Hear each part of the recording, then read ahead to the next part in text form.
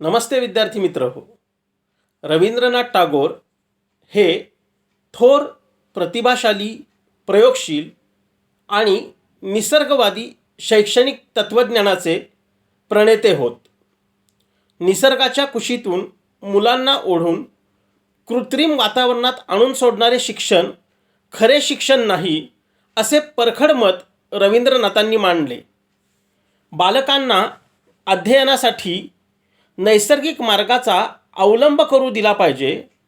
त्यामुळे बालकांच्या जीवनात स्वातंत्र्य आणि संवेदनशीलता आणण्यास मदत मिळू शकते.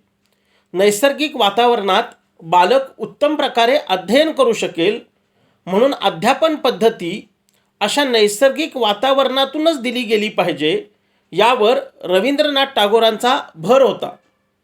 रवींद्रनाथांना असे वाटायचे की मनुष्याने निर्माण केलेल्या संस्थांपेक्षा निसर्गाच्या द्वारे ईश्वर स्वतःला अधिक प्रभावीपणे प्रकट करीत असतो. म्हणून मुलांना निसर्गाच्या सहवासात शिक्षण प्राप्त झाले पाहिजे. पारंपरिक शैक्षणिक विचारांना छेद देऊन शिक्षण क्षेत्रामध्ये नवविचारांची क्रांती घडवणारे, देशाच्या सामर्थ्य व समृद्धीचा सातत्याने ध्यास घेणारे, विश्वाला आपले घर मानून विश्वमानव्याची पूजा बांधणारे, सर्वोच्च परमात्म्याच्या साक्षात्कारासाठी निसर्गाच्या सानिध्यात विविध कला आविष्कारांची जोपासना करणारे एक अलौकिक व्यक्तिमत्व म्हणजे रवींद्रनाथ टागोर होय. समाज माणसामध्ये सुप्तपणे वास करणाऱ्या विविध भावभावनांना वाचा फोडण्याचे, ज्या भावना अव्यक्त स्वरूपात असतात त्यांना वक्तव्याच्या पातळीपर्यंत आणण्याचे कार्य प्रतिभासंपन्न पुरुष आपल्या शब्द सामर्थ्याने करत असतात. असेच एक प्रतिभासंपन्न व्यक्तिमत्व म्हणजे रवींद्रनाथ टागोर. अशा प्रतिभासंपन्न व्यक्तीने जर शिक्षणाच्या क्षेत्राला आपला परिस्पर्श केला तर त्यामध्ये सोन्याची झळाळी निर्माण करू शकते, शिक्षण क्षेत्रात आमूलाग्र बदल घडवू शकते. हे रवींद्रनाथ टागोरांनी वेळोवेळी आपल्या शिक्षणविषयक प्रयोगांद्वारे आणि निसर्गवादी सिद्धांताद्वारे सिद्ध केले आहे. म्हणूनच ते जसे एक प्रतिभासंपन्न कवी कलाकार होते, तसेच दृष्टे शिक्षण तज्ज्ञही होते.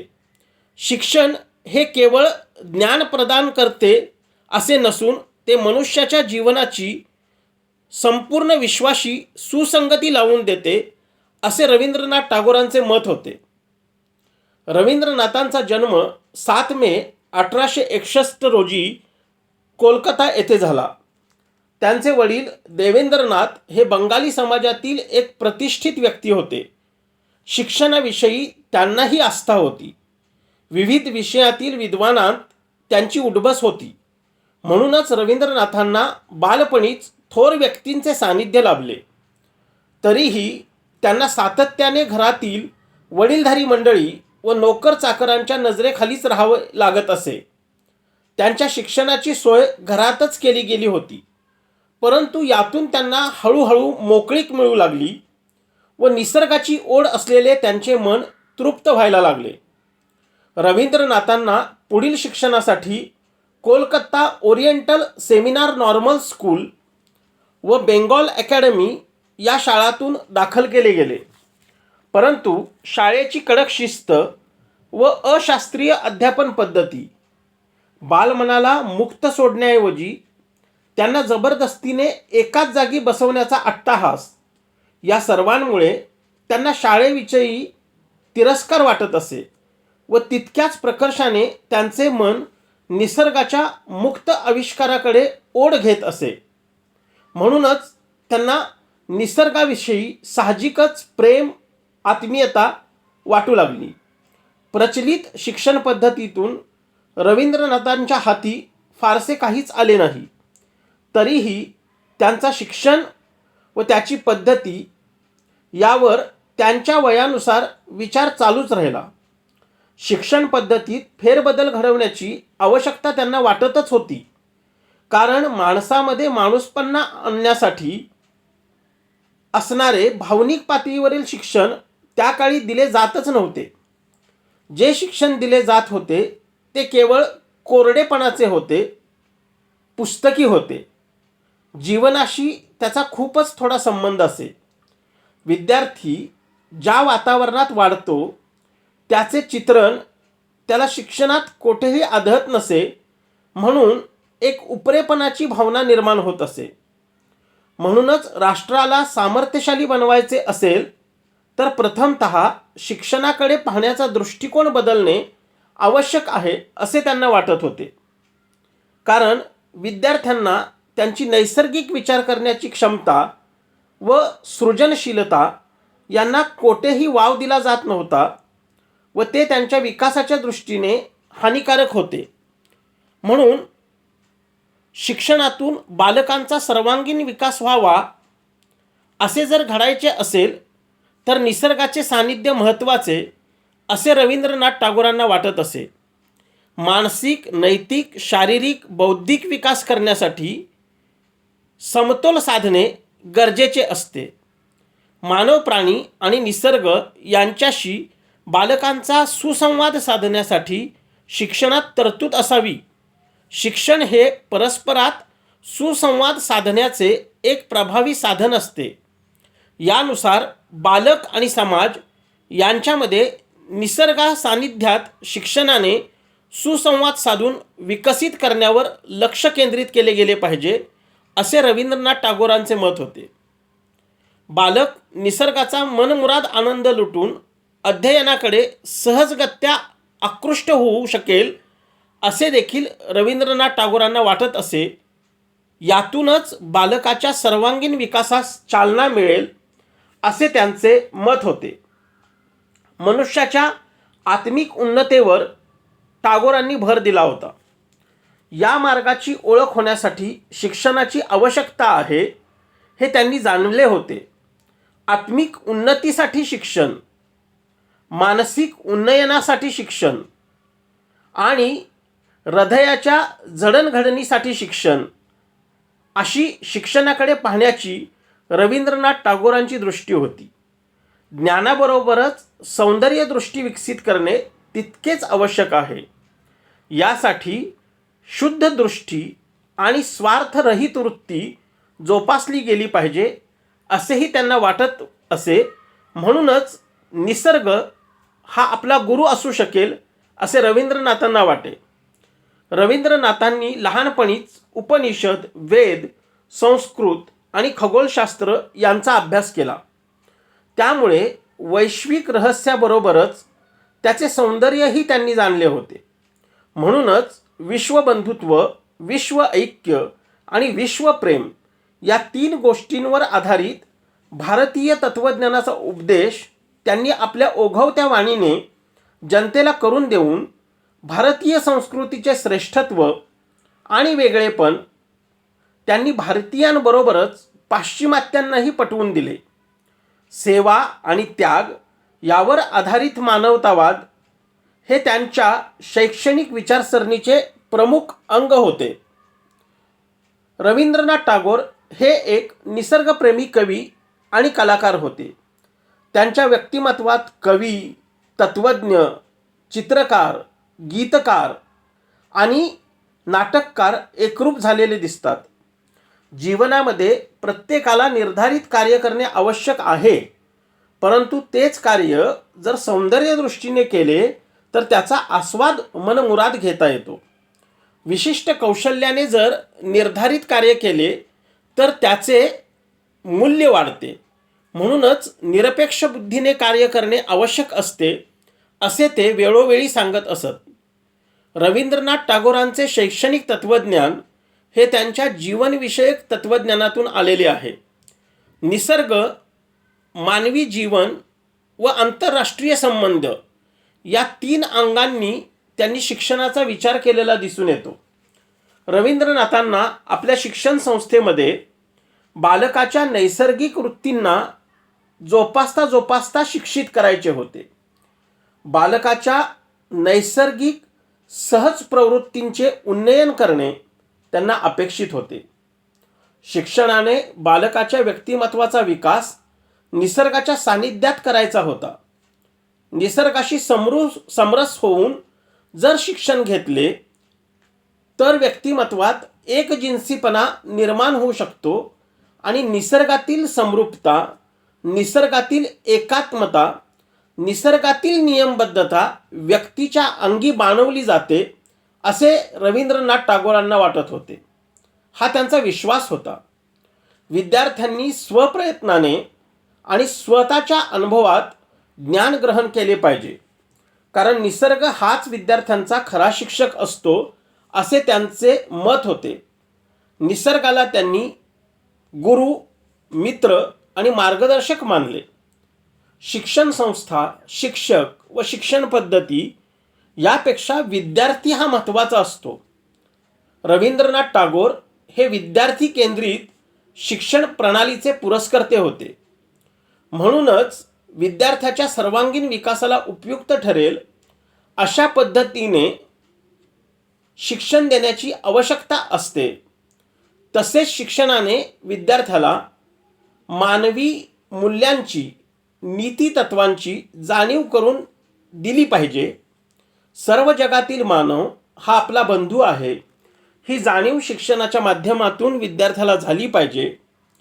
विद्यार्थ्यांनी घर, देश एवढेच न पाहता वैश्विक पातळीवर मानवतावादाचा विचार करायला हवा. या विश्वात जे काही मंगल आणि उत्कृष्ट आहे ते सर्वांनी जाणून घेणे आवश्यक आहे. यातूनच वैश्विक भावनिक ऐक्य साधणे शक्य होईल असे रवींद्रनाथांना वाटत होते. यावरून त्यांच्या तत्त्वज्ञानाची बैठक आदर्शवादी होती, निसर्गवादी होती आणि कार्यवादीही होती. प्रत्येक व्यक्तीला त्याचे आयुष्य त्याच्या स्वतःच्या पद्धतीने घडवण्याचा हक्क आहे असे ते मानत असत. त्याचबरोबर आध्यात्मिक पातळीवरील, भावनिक पातळीवरील आंतरराष्ट्रीय बंधुत्वाची बाजू रवींद्रनाथ टागोर नेहमीच मांडत असत. म्हणूनच स्वतःचा विकास करताना, आयुष्य घडवताना इतरांना ते त्रासदायक होणार नाही याची काळजी घेणे हेही प्रत्येकाचे कर्तव्य आहे असे ते सांगत असत. शिक्षण हा जीवनाचा अविभाज्य भाग आहे. प्राप्त परिस्थितीशी जुळवून घेऊन जगता येणे म्हणजेच शिक्षण होय. शिक्षणातून विद्यार्थ्यांचा मानसिक, शारीरिक आणि नैतिक विकास होणे अपेक्षित आहे. मात्र त्यासोबत त्यांना नैसर्गिकपणे जगता येणे हे सुद्धा गरजेचे आहे. विद्यार्थ्याच्या बौद्धिक क्षमतांना संपूर्णपणे वाव मिळणे आवश्यक आहे. यासाठी स्वाभाविक, नैसर्गिक पद्धतीने शिक्षण दिले गेले पाहिजे. विद्यार्थ्याच्या भावना, विद्यार्थ्याची बुद्धी, त्याच्या इच्छा, अपेक्षा, जन्मजात वृत्ती, त्याच्या क्षमता, त्याच्या अंगी असणाऱ्या कला यांचा विकास करत असताना त्याला अधिकाधिक निसर्गाच्या जवळ नेता येणे हेच खरे शिक्षण होय. एक संतुलित, समरूप व सुसंवादी व्यक्तिमत्व निर्माण करणे हे शिक्षणाचे उद्दिष्ट असले पाहिजे. शिक्षण ही एक निकोप स्वाभाविक प्रक्रिया आहे आणि माणसाच्या अंतःप्रवृत्तीची अभिव्यक्ती आहे असे रवींद्रनाथांचे मत होते. विश्वाच्या पसाऱ्यातील सर्व बंधनातून मुक्ती देणारे व त्या स्वातंत्र्यातून सर्वांना उन्नतीकडे नेणारे शिक्षण देणे आवश्यक आहे. यातूनच इतर अंगांबरोबर व्यक्तीचा आध्यात्मिक विकास साधला जाईल. भारतीय विचारधारा आणि भारतीय संस्कृतीचे ज्यातून पूर्णतः आकलन होईल व सर्व आवश्यक बाबींशी समन्वय साधता येईल असे शिक्षण देणे आवश्यक आहे. हे विश्व म्हणजे फक्त नीरस गोष्टींचा भरणा नसून त्यामध्ये सत्यम, शिवम, सुंदरम या मूल्यांनाही जागा आहे. त्याची जपणूक होणे आवश्यक आहे. शिक्षणातून या शाश्वत आध्यात्मिक, नैतिक, सांस्कृतिक मूल्यांचे संवर्धन होणे आवश्यक आहे. माणसातील ईश्वरी अंश जागा करणारे शिक्षण हेच खरे शिक्षण. त्यातून माणसाला आत्मिक शांती मिळेल व विवेकशील बुद्धीने दैनंदिन प्रश्न सोडवण्याची शक्तीही मिळेल. रवींद्रनाथ टागोरांचे शैक्षणिक विचार आणि त्यांचे शैक्षणिक योगदान हे त्यांच्या प्रतिभेतून साकार झालेले आहे. विद्यार्थी हा शिक्षण प्रक्रियेतील केंद्रस्थ घटक आहे. त्याच्या व्यक्तिमत्वाचा विकास हाच शिक्षणाचा प्रमुख हेतू असावा. सर्व शिक्षण पद्धतीत सातत्याने काय शिकवायचे याकडे लक्ष दिले जाते. हे तसे आवश्यकच आहे, परंतु त्यापेक्षा कसे व कोणाला शिकवायचे, कधी शिकवायचे, कुठे शिकवायचे याकडे अधिक लक्ष दिले गेले पाहिजे, असा त्यांचा कटाक्ष होता. साचेबद्ध शिक्षण पद्धतीतून साचेबद्धच विद्यार्थी बाहेर पडतात. सर्जनशील, सृजनशील आणि नवनिर्मितीचा ध्यास असणारे विद्यार्थी हे सृजनशील शिक्षण प्रणालीतूनच घडू शकतात, असे देखील रवींद्रनाथांना वाटत होते. व्यक्तिगत भेदास अनुसरून प्रत्येक स्वतंत्र व्यक्तिमत्वाच्या विद्यार्थ्यास व्यक्तिमत्व विकासास मोकळीक मिळाली पाहिजे. ती त्याच्या सहज नैसर्गिक प्रवृत्तीप्रमाणे असली पाहिजे. विद्यार्थ्यांना सवयींचा गुलाम बनवले जाऊ नये, तर सकारात्मक सवयींचा विकास करण्याकडे लक्ष द्यावे. विद्यार्थ्यांची ज्ञानलालसा वाढवणारे, ज्ञान मिळवण्यास समर्थ करणारे शिक्षण विद्यार्थ्यांना दिले जावे, असे रवींद्रनाथांना वाटत होते. शिक्षक हाही शिक्षण प्रक्रियेतील एक महत्त्वाचा घटक आहे. शिक्षक व विद्यार्थ्याच्या व्यक्तिमत्वाचा एकमेकावर परिणाम होत असतो, परंतु शालेय वातावरणातील सर्वात प्रभावी व्यक्ती म्हणजे शिक्षकच होय. परंतु विचारशील, कृतिशील व ज्ञानी शिक्षक असणे हे अहोभाग्य होय. त्याची विद्यार्थी व शिक्षणाप्रती निष्ठा असली तरच तो राष्ट्राचा शिल्पकार होऊ शकतो. मॅन मेकिंग आणि नेशन बिल्डिंगची प्रक्रिया घडू शकते. शिक्षक हा एक सामाजिक अभियंता असतो. शिक्षकाने सातत्याने ज्ञानाची लालसा बाळगली पाहिजे.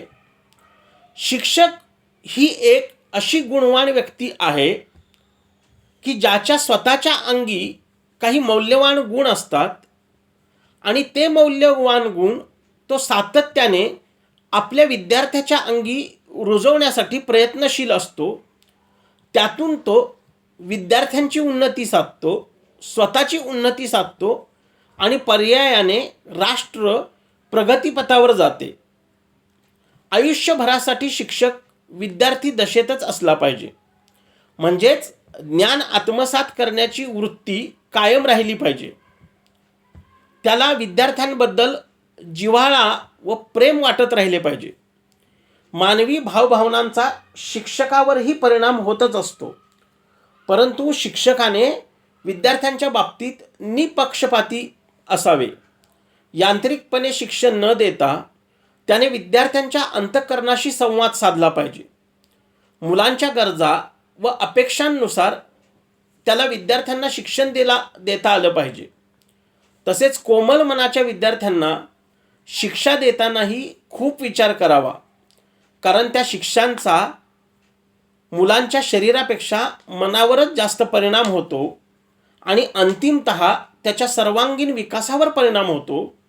म्हणून शिक्षा करण्यापूर्वी विद्यार्थ्यांच्या विशिष्ट वर्तणुकीची पार्श्वभूमी शिक्षकाने आपुलकीने जाणून घेणे आवश्यक आहे.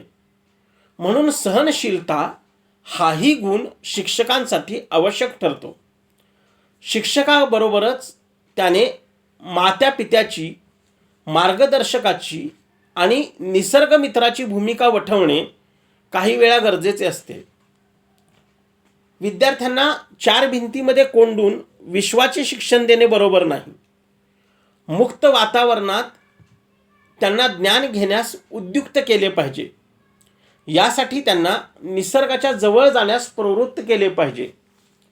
निसर्गासारख्या महाज्ञानी गुरूच्या जवळ जाऊन विद्यार्थ्यांनी ज्ञान ग्रहण करावे शाळा आणि शाळेमधील गोंगाटापासून दूर निसर्गरम्य वातावरणात विद्यार्थ्यांनी गेले पाहिजे. शक्यतो शाळा या शहरी गोंगाटापासून दूर निसर्गरम्य वातावरणातच असाव्यात. विषय शिकवताना आनंद मिळावयास हवा. शाळेचे बागेत रूपांतर व्हावयास हवे. शिक्षणाचे मूळ कार्य शिक्षक करतो, अध्यापन पद्धती नव्हे. म्हणून शिकवताना शिक्षकाने प्रयोगशील असले पाहिजे. सृजनशीलता दाखवायला हवी. तेजस्वी अध्यापनासाठी परिश्रम करण्याची तयारी दाखवायला हवी. त्याने अध्ययन, निरीक्षण यामुळे स्वतःबरोबरच विद्यार्थ्यांचा विकास साधणे अपेक्षित आहे. यासाठी कृतीयुक्त शिक्षणाचा रवींद्रनाथांनी पुरस्कार केला. म्हणजेच रवींद्रनाथांचे विचार हे जीन जॅक्स रूसो आणि जॉन ड्यूई यांच्या शैक्षणिक विचारांचे संमिश्रण आहे. विद्यार्थ्यांच्या ज्ञानेंद्रियांचा विकास साधण्यासाठी व त्यांना स्वानुभवावर ज्ञान मिळवण्यासाठी अनुकूल वातावरण तयार करण्याची जबाबदारी शिक्षकाने घ्यायला हवी. विद्यार्थ्यांच्या बौद्धिक व भावनिक वाढीसाठी त्यांना संगीत, नृत्य, नाट्य, चित्रकला इत्यादी कलांचे शिक्षण दिले जावे. रवींद्रनाथांनी आपल्या शिक्षण पद्धतीमध्ये परंपरागत शिक्षण पद्धतीसह पाश्चात्य शिक्षण पद्धतीतील चांगल्या शैक्षणिक मूल्यांचा समावेश केलेला दिसून येतो. इंग्रजी भाषा अधिकचे ज्ञान मिळवण्यासाठी वापरावी, परंतु शिक्षणाचे माध्यम म्हणून मातृभाषेचाच वापर होणे आवश्यक आहे. कारण मातृभाषा ही विचारांचे आकलन व अभिव्यक्ती या दोन्हींसाठी उपयुक्त ठरते. त्याचबरोबर राष्ट्रीय भावना संवर्धित करण्यासाठी राष्ट्रभाषा हिंदी ही भारतीय शिक्षण प्रणालीसाठी तितकीच आवश्यक आहे, असे रवींद्रनाथांचे मत होते. धार्मिक तत्त्वज्ञान आणि शिक्षण यांच्याविषयी ते आपली धर्मविषयक संकल्पना मानव धर्माची असल्याचे सांगतात. निसर्ग व मानव यांच्यातील सुसंवादाचा त्यांनी आपल्या धार्मिक शिक्षणामध्ये समावेश केला आहे. ज्ञानाच्या विस्तीर्ण प्रांगणामध्ये पुरुष व स्त्री यांना समान संधी उपलब्ध असावी, या समतावादी मताचे रवींद्रनाथ होते. अनुकूल वातावरण स्त्रियांना आदर्शाप्रत जाण्यासाठी शिक्षण देण्यात यावे. अनुकूल वातावरणात स्त्रियांचे शिक्षण व्हावे, असे रवींद्रनाथांचे मत होते. मानवी नातेसंबंधांचे जतन करण्यासाठी, मुलांचे संगोपन करण्यासाठी, सुजाण पालकत्वासाठी स्त्री ही सुशिक्षित असली पाहिजे, असे त्यांचे मत होते. त्यासाठी स्त्रियांना सम्यक शिक्षण देण्याची आवश्यकता रवींद्रनाथांनी व्यक्त केली होती. रवींद्रनाथांचे शैक्षणिक कार्य खूप मोठे आहे. आपल्या शिक्षणविषयक संकल्पनांना मूर्त स्वरूप देण्यासाठी त्यांनी विविध शिक्षण संस्था स्थापन करून त्या आपल्या शैक्षणिक तत्वानुसार चालवल्या. त्यांना शिक्षणातून विश्वमानव्य साकार करायचे होते. विश्वबंधुत्वाची संकल्पना पुष्ट करावयाची होती. आपल्या मनातील शिक्षणविषयक सर्व ध्येयांना मूर्तरूप देण्यासाठी त्यांनी सन 1901 मध्ये शांतिनिकेतनची स्थापना केली. तिथे विद्यार्थ्यांना नैसर्गिक वातावरणात शिक्षण घेता येईल अशी सोय होती. शांतिनिकेतन म्हणजे आंतरिक विकासाची बाह्य अभिव्यक्ती होती, कारण तेथे मनाची स्वस्थता व वातावरणाची शांतता मिळत होती. शांतिनिकेतनमध्ये सर्व धर्म, भाषा, संस्कृती यांचे अध्ययन करता येत होते. तो एक राष्ट्रीय वारसाच होता. विश्वातील मानवामध्ये भेदाभेद अध्ययन करता येत होते. तो एक राष्ट्रीय वारसा होता. विश्वातील मानवामध्ये भेदाभेद नसून एक प्रकारची एकताच त्यांच्यामध्ये आहे. ही एकता जाणून घेण्यासाठी 1921 मध्ये त्यांनी विश्वभारतीची स्थापना केली. विविध संस्कृती, चालीरीती समजून घेण्यासाठी आणि समानता वृद्धिंगत करण्यासाठी विश्वभारती ही स्थापित केली. सत्याचा शोध घेणे, विश्वबंधुत्वाची भावना जोपासणे, पौर्वात्य व पाश्चिमात्य संस्कृतीचा मिलाप घडवणे, शांतता प्रस्थापित करणे असे उदात्त हेतू विश्वभारतीच्या स्थापनेमागे होते. संस्कृत, इतिहास, पाली, बौद्ध तत्त्वज्ञान, भाषा, कला, संगीत, इंग्रजी साहित्य व युरोपियन संस्कृतीची रूपरेषा असा सर्वसाधारण अभ्यासक्रम विश्वभारतीमध्ये होता. त्यानंतर रवींद्रनाथ टागोरांनी 8 फेब्रुवारी 1922 श्रीनिकेतन स्थापन केले. ग्रामीण जीवनाच्या उन्नतीसाठी केलेला तो एक प्रयत्न होता.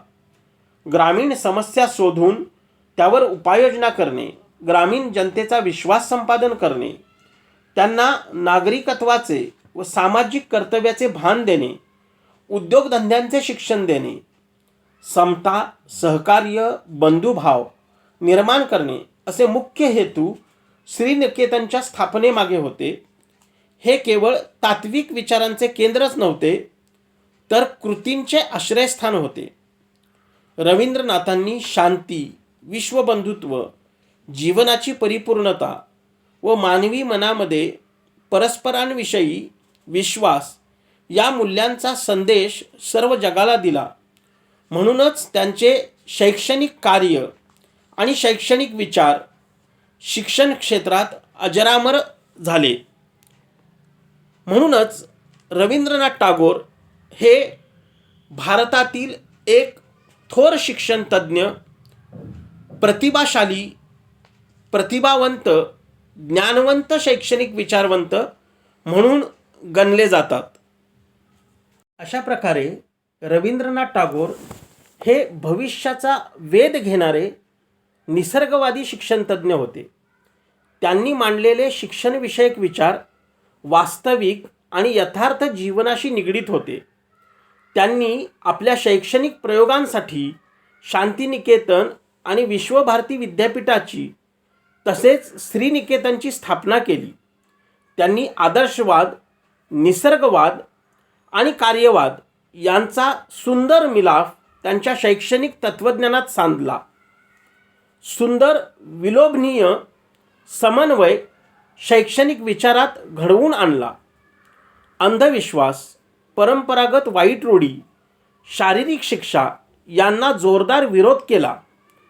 त्यातूनच बालकांना स्वातंत्र्य देण्याची कल्पना उदयास आली. निसर्गाकडे चला, गो टू नेचर या शिक्षण पद्धतीचा पुरस्कार केला. शिक्षणात बालकांना स्वातंत्र्य हे आध्यात्मिक आणि सांस्कृतिक विकासासाठी आवश्यक आहे अशी भूमिका मांडली. अध्यापनात स्वयंशिस्त, चारित्र्य संवर्धन आणि सहज प्रवृत्तींचे आणि क्षमतांचे उन्नयन इत्यादी बाबींचा पाठपुरावा केला. आंतरराष्ट्रीय सामंजस्य साधण्यासाठी शिक्षणाचा वापर केला. शिक्षण घेत असतानाच बालक स्वावलंबी बनावे याचा सुद्धा पाठपुरावा केला. त्यांनी स्वानुभवाला, कृतिशीलतेला, रचनात्मक प्रवृत्तीला आपल्या शिक्षणविषयक विचाराने उजाळा दिला. रवींद्रनाथ टागोर हे बोलके शिक्षणतज्ज्ञ नव्हते, तर ते ज्ञानाबरोबरच कर्ते शिक्षणतज्ज्ञ देखील होते. आधी केले मग सांगितले या न्यायानेच त्यांनी कार्य केले. त्यांनी शांतिनिकेतन आणि विश्वभारती विद्यापीठ स्थापन करून आपले विचार प्रत्यक्ष कृतीत उतरवण्यासाठी प्रयोगशीलतेने आटोकाट प्रयत्न केला होता. वसुधैव कुटुंबकम या न्यायाने त्यांनी पौर्वात्य आणि पाश्चिमात्य संस्कृतीचा समन्वय घडवून आणण्याचा स्तुत्य प्रयत्न केला होता. विश्वभारती विद्यापीठ हे धार्मिक, शैक्षणिक, सांस्कृतिक, नैतिक, आध्यात्मिक आणि नैसर्गिक विकासाचे केंद्र बनले होते. डॉक्टर NB मुखर्जींच्या मतानुसार टागोर हे आधुनिक भारतातील शैक्षणिक पुनरुत्थान करणारे एक महान मसीहा होते. रवींद्रनाथ टागोर हे बहुमुखी प्रतिभेचे धनी होते. त्यांच्या गीतांजली या काव्यसंग्रहाला नोबेल पुरस्कार मिळाल्यामुळे साहित्य क्षेत्रात त्यांचे नाव अजरामर झाले. शांतिनिकेतन आणि विश्वभारतीने रवींद्रनाथ टागोरांना संपूर्ण विश्वात चिरंजीव ख्याती मिळवून दिली. ते श्रेष्ठ शिक्षणशास्त्रज्ञाच्या रूपात प्रसिद्ध पावले. मनुष्य आणि निसर्ग हे परस्परांशी अतिशय दृढ बंधनाने संलग्नित आहेत. या तत्वानुसार मुलांच्या मनातील नैसर्गिक भावनांचा नैसर्गिक वातावरणात नैसर्गिक पद्धतीने उलगडा झाला पाहिजे, हा त्यांच्या शैक्षणिक तत्त्वज्ञानाचा गाभा होता. त्यांना वाटायचे नीतिमत्ता आणि आध्यात्मिकता यांच्या विकासासाठी निसर्गाचे सहाय्य विशेष करून घेतले गेले पाहिजे. त्यातून भेदाभेदाचा पडदा दूर होतो. सर्वत्र समानतेचे प्रसन्न वातावरण निर्माण होते. एकात्म भाव विकसित होतो. रवींद्रनाथांनी प्राचीन भारतीय संस्कृतीचे आधुनिक दर्शन आपल्या शिक्षण प्रणालीतून करून दिले. आजच्या वैश्विकीकरणाच्या काळात त्यांचे हे कार्य महत्त्वाचे आहे. मानवतेचा विश्वात्मकतेचा वेध त्यांनी घेतला. तत्त्वज्ञान, साहित्य, संस्कृती या सर्वांचे एकात्म दर्शन आपल्या विचारातून स्पष्ट केले. रवींद्रनाथ टागोरांच्या थोर विचारसरणीतून समन्वयकता पुढे आली. व्यष्टीकडून समष्टीकडे आणि समष्टीकडून जगजेठीपर्यंत पोहोचवणारी यात्रा परमेश्वराच्या साक्षात्काराने मंगलमय होत जाते, असे रवींद्रनाथ टागोरांचे मत होते. रवींद्रनाथांचे हे योगदान विशाल आहे, उत्तुंग आहे. त्यांच्या शैक्षणिक विचारांना, त्यांच्या शैक्षणिक योगदानाला आणि रवींद्रनाथ टागोरांना माझे विनम्र अभिवादन.